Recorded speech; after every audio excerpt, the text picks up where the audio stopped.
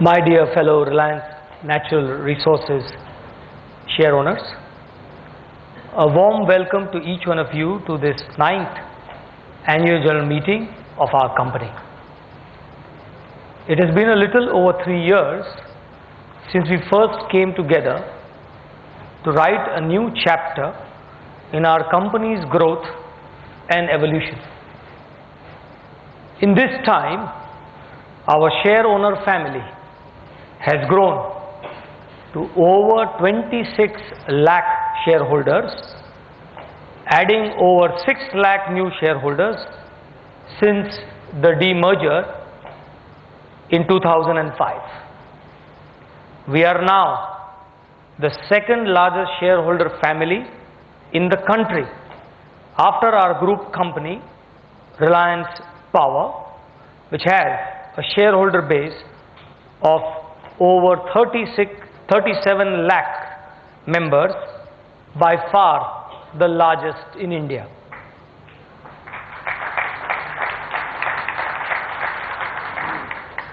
Performance review. The company's accounts for the year ended 31st March 2009, along with the director's report, letter to share owners and management discussion and analysis, have been circulated to you. With your permission, I would like to take them as read. Thank you. The gas supply contract with Reliance Industries is our company's primary asset and contributes most of its value, affecting the very basis for its creation. Accordingly, I propose today to comment extensively on recent developments in this matter, covering 4 main issues. 1. Reliance Industries Limited's dishonorable conduct in persistently refusing to honor the gas supply contract. 2. The exorbitant profits Reliance Industries is seeking to make at the cost of the power and fertilizer sectors in the country. 3. The apparently biased and partisan role of the Petroleum Ministry. And 4. The reality of the gas demand-supply scenario in India and its implications on long-term pricing.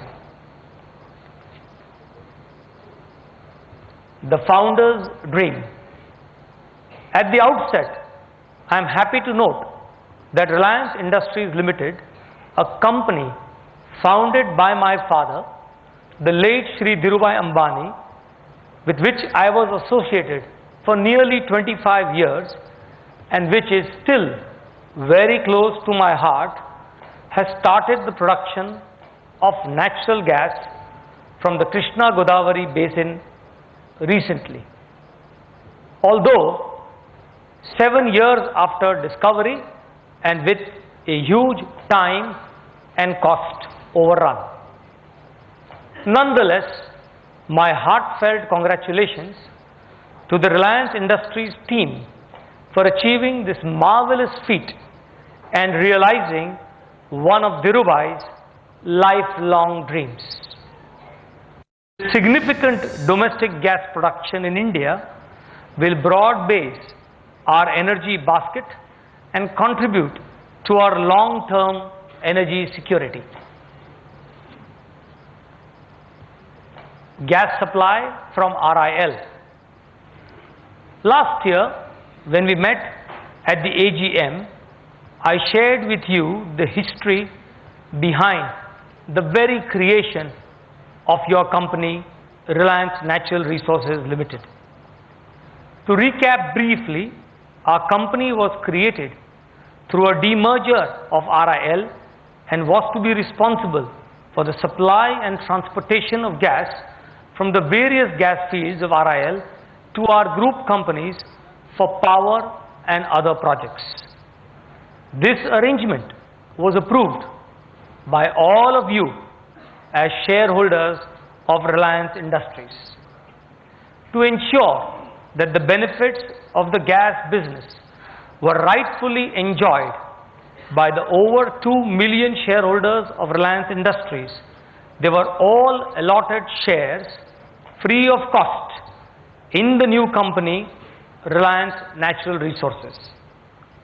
Despite the binding commercial agreement that exists between RIL and RNRL for the supply of gas, it is unfortunate that RIL has tried every trick in the book and apparently several outside the book to back out of its solemn legal and contractual obligations. Following the failure of our every attempt at talks and conciliation for nearly 18 months, we had no option but to approach the Bombay High Court to ensure that Reliance Industries fulfill its gas supply obligations to our company.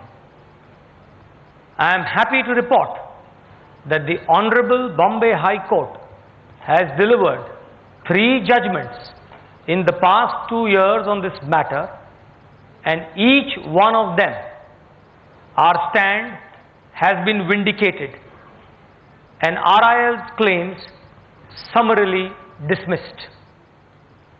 Most recently, the division bench of the Bombay High Court in its judgment of the 15th of June 2009 has categorically ruled that 1. The RNRL application is maintainable, simply meaning that our claims against RIL are totally justified. 2. The quantity of gas to be supplied by RIL to RNRL is 28 million cubic meters per day plus another 12 million cubic meters a day in case RIL does not supply gas to NTPC and shall be binding. 3. The sale price of gas shall be $2.34 per million BTU. 4. The tenure of gas supply shall be for the full 17 years. 5. Parties to enter into a bankable gas supply agreement within 30 days. And 6. The corporate restructuring MOU between the two groups has been upheld, benefiting over 15 million shareholders. I would specifically like to mention here that the Bombay High Court gave this verdict after hearing the Government of India for over 6 months on its interpretation of the production sharing contract with Reliance Industries.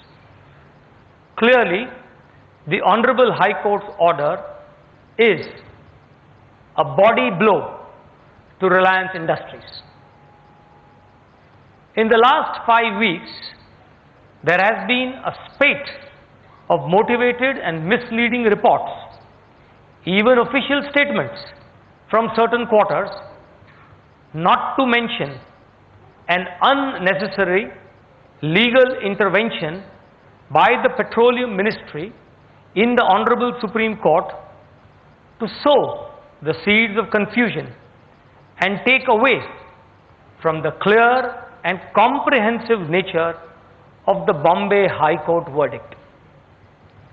Outraged by this vicious and false propaganda, several of you, our shareholders, have approached me to urgently clarify these issues at the AGM today and dispel the lies, myths and untruths being propagated by vested interests. Let me, therefore, directly deal with your questions, concerns and doubts